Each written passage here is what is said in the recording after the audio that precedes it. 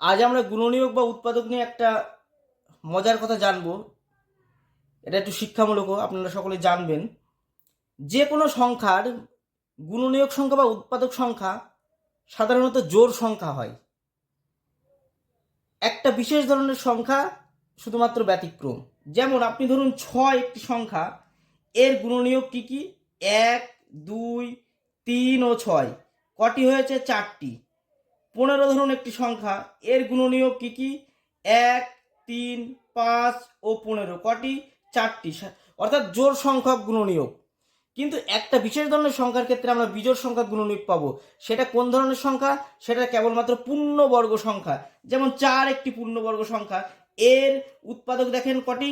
3টি, 1, 2 ও 4। 9, এর উৎপাদক কটি? 3টি, 1, 3 ও 9। তাহলে মনে রাখবেন, শুধুমাত্র পূর্ণবর্গ সংখ্যার ক্ষেত্রে গুণনীয়ক সংখ্যা বিজোড় সংখ্যা হয়।